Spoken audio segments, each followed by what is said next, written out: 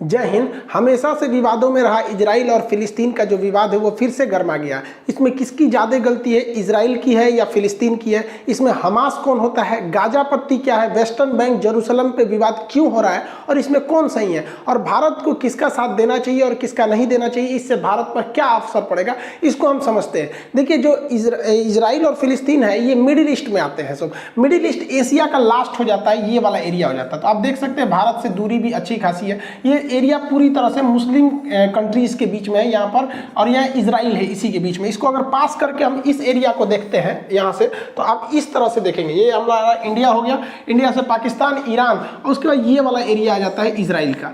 Israel इसी में है आपका फिलिस्तीन। हालांकि पहले ये फिलिस्तीन था, उसको उसके ऊपर इजराइल को बसाया गया।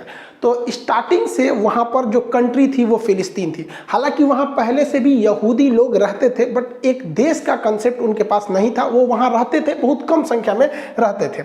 अब देखिए, ये सारे खेल के पीछे ये इंग्लैंड वाले हैं सब। ये ससुरे क्या बोलेंगे सब किसी को नहीं पता है, और हम लोग से बेहतर इनको कौन जानता है। हम लोगों के ऊपर इन्होंने 200 साल तक शासन किया है। जलियांवाला बाग से हत्याकांड से लेकर, चाहे वो फांसी देना हुआ भगत सिंह को, चाहे वो सेलुलर जेल हुआ, हम लोग इनकी पूरी तरह रहन से वाकिफ है। द्वितीय विश्व युद्ध चालू हुआ तो इन लोगों ने कुछ ऐसे सरदर्द दे गए हैं जो दुनिया में कभी खत्म नहीं होंगे।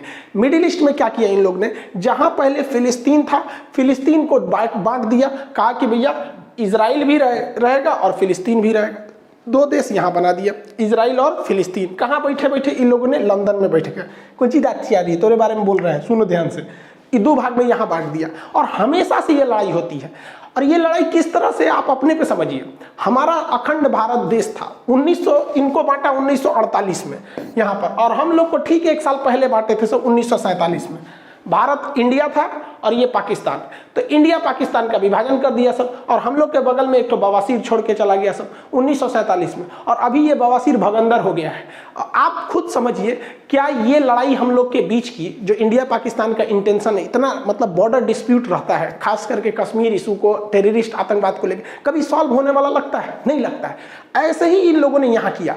अब हम लोग को इस कचड़े में पड़ना नहीं है। पहले आप समझिए कि ये लड़ाई जानबूझ के लड़ाई जा रही है, ताकि ये और अमेरिका वाले लोग हथियार बेच सके।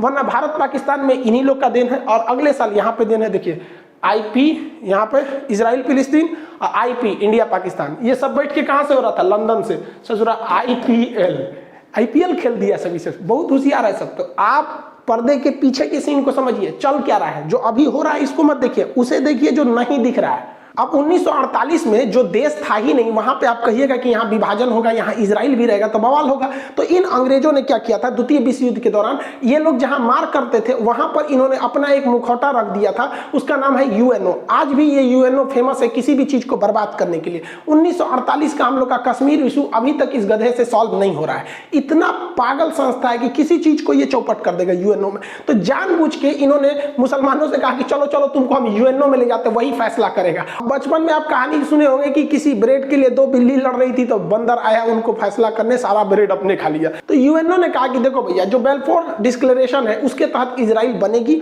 और इसने एक मील आयोग को बना दिया, और इसने कहा कि देखो भैया इजराइल बन जाएगा। और इजराइल की स्थापना कर दिया 14 मई 1998 को। इस दिन इजराइल की स्थापना हो गई।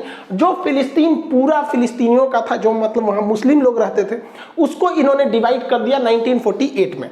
और क्या कर दिया, 48% दिया फिलिस्तीन को, 48% फिलिस्तीन को दिया, 44% इजराइल को दिया। यहां पर देखिए, जबकि इजराइल का यहाँ पे उस समय तक नहीं था यहाँ पे। और उसके बाद क्या किया, जेरूसलम जो राजधानी थी उसको कहा कि देखो, ना ये फिलिस्तीन की राजधानी रहेगी, ना ये इजराइल की राजधानी रहेगी, ये यूएनओ के कंट्रोल में रहेगा। 8% का एरिया यूएनओ के कंट्रोल में।